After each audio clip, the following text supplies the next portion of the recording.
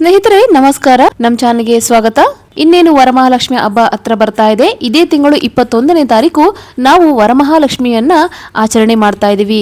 ವರಮಹಾಲಕ್ಷ್ಮಿ ಅಂದ್ರೆ ಮಹಾಲಕ್ಷ್ಮಿ ದೇವಿಯ ಒಂದು ವಿಶೇಷ ಆರಾಧನಾ ರೂಪ. ವರ ಅಂದ್ರೆ ವರವನ್ನ ನೀಡುವಂತಹ ತಾಯಿ.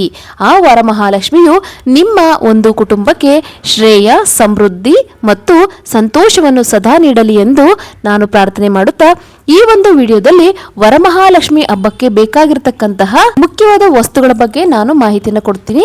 ಅದರಲ್ಲಿ ಮೊದಲನೇದಾಗಿ ಮುಖ್ಯವಾಗಿ ಪೂಜಾ ಸಾಮಗ್ರಿಗಳು ಏನೇನು ಬೇಕು ಅಂತಂದ್ರೆ, ನಮಗೆಲ್ಲರಿಗೂ ಗೊತ್ತಿರುವ ಹಾಗೆ ಮೊದಲು ಪೂಜೆಗೆ ಬೇಕಾಗಿರ್ತಕ್ಕಂಥದ್ದು ಅರಿಶಿಣ ಮತ್ತೆ ಕುಂಕುಮ. ಇವೆರಡೂ ಕೂಡ ಪೂಜೆಯಲ್ಲಿ ಮೊದಲು ತಗೋಬೇಕಾಗುತ್ತೆ ನಾವು. ಅದರ ಜೊತೆಲಿ ಲಕ್ಷ್ಮೀ ದೇವಿಯ ವಿಗ್ರಹ ಇಡೋರು ವಿಗ್ರಹವನ್ನು ಇಡಬಹುದು.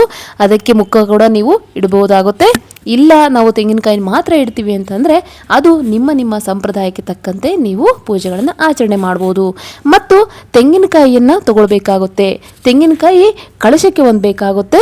ಮತ್ತು ನಿಮಗೆ ಎಲ್ಲ ಪೂಜೆ ಆರಾಧನೆ ಎಲ್ಲ ಆದಮೇಲೆ ಮಂಗಳಾರತಿ ನಂತರ ನೀವು ತೆಂಗಿನಕಾಯಿನ ಒಂದು ತಾಯಿಗೆ ಒಡಿಬೇಕಾಗುತ್ತೆ.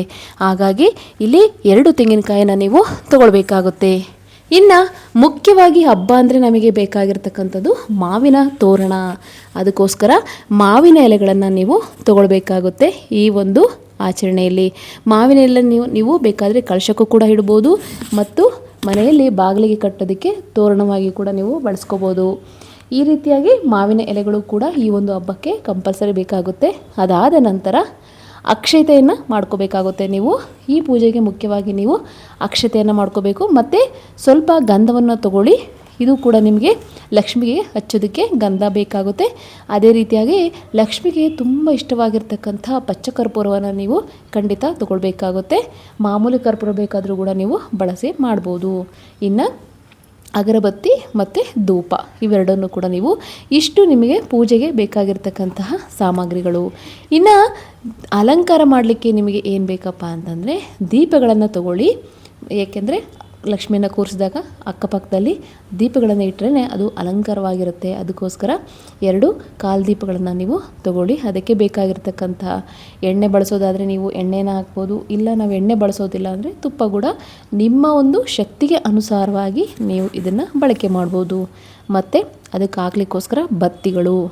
ಇನ್ನು ಹೂಗಳ ವಿಚಾರಕ್ಕೆ ಬಂದರೆ ನಿಮ್ಮ ಒಂದು ಸಾಮರ್ಥ್ಯಕ್ಕೆ ತಕ್ಕಂತೆ ನೀವು ಹೂಗಳನ್ನು ತೊಗೊಂಡ್ಕೊಂಡು ಬನ್ನಿ. ತುಂಬ ನೀವು ಗ್ರ್ಯಾಂಡಾಗಿರೋ ಹೂನೇ ತೊಗೊಂಬಂದು ಹಾಕಬೇಕು ಅಂತ ಯಾವುದೇ ರೀತಿಯಾದಂಥ ರೂಲ್ ಇಲ್ಲ. ನಿಮ್ಮ ಒಂದು ಶಕ್ತಿಗೆ ಅನುಸಾರವಾಗಿ ನೀವು ಹೂಗಳನ್ನು ಹಾಕ್ಬೋದು. ಅದರಲ್ಲೂ ಕೂಡ ಹೆಚ್ಚಾಗಿ ನೀವು ಕೆಂಪು ಬಣ್ಣದ ಹೂವು ಅಂದರೆ ಲಕ್ಷ್ಮಿಗೆ ತುಂಬ ಪ್ರಿಯ.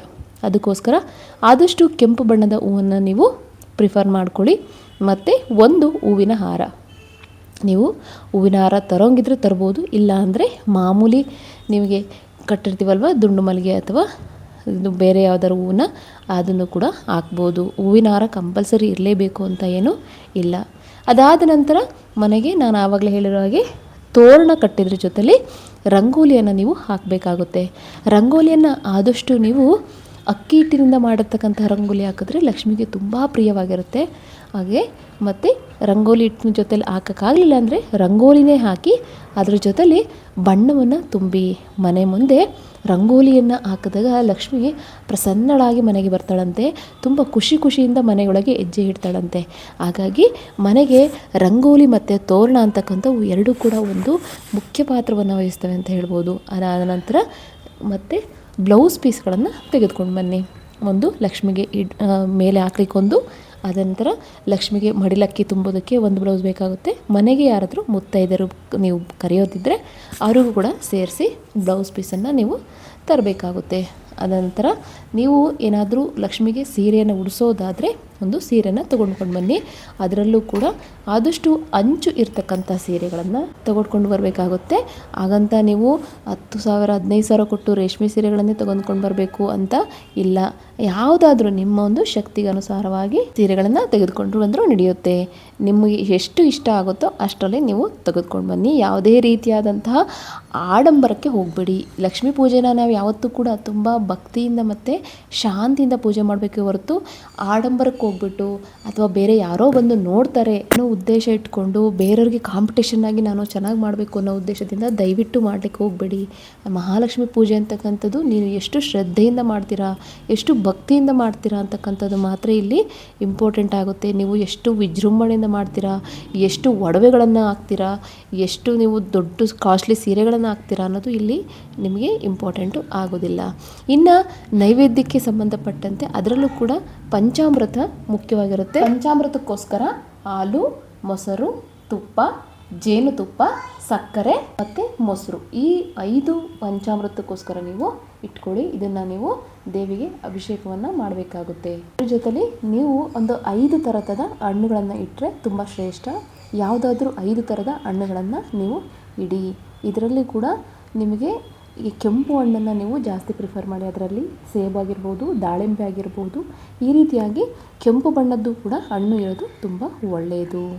ಸೊ ಈ ರೀತಿಯಾಗಿ ನಿಮ್ಮ ಒಂದು ಸಾಮರ್ಥ್ಯಕ್ಕೆ ತಕ್ಕಂತೆ ಇಷ್ಟು ಐಟಮ್ನ ನೀವು ಪೂಜೆಗೆ ಖಂಡಿತವಾಗಿ ನೀವು ಬಳಸಬೇಕಾಗುತ್ತೆ. ಇನ್ನು ಉಳಿದಿದ್ದು ಇನ್ನೂ ಹೆಚ್ಚಿಗೆ ನೀವು ಬಳಸ್ತೀವಿ ಅಂದರೆ ಅದು ನಿಮ್ಮ ಶಕ್ತಿ ಸಾಮರ್ಥ್ಯಕ್ಕೆ ಬಿಟ್ಟದ್ದು. ಇಷ್ಟು ಸಾಮಗ್ರಿಗಳು ನಾನು ಹೇಳಿದ್ದೇನಲ್ವಾ, ಇಷ್ಟು ಸಾಮಗ್ರಿಗಳು ತುಂಬ ಮುಖ್ಯವಾಗಿರುತ್ತೆ ಈ ಒಂದು ವರಮಹಾಲಕ್ಷ್ಮಿ ಪೂಜೆಗೆ. ಮತ್ತೆ ಹೊಸ ವಿಷಯಗಳೊಂದಿಗೆ ನಾನು ನಿಮಗೆ ಮತ್ತೆ ಸಿಗ್ತೀನಿ. ಅಲ್ಲಿವರೆಗೂ ಧನ್ಯವಾದಗಳು.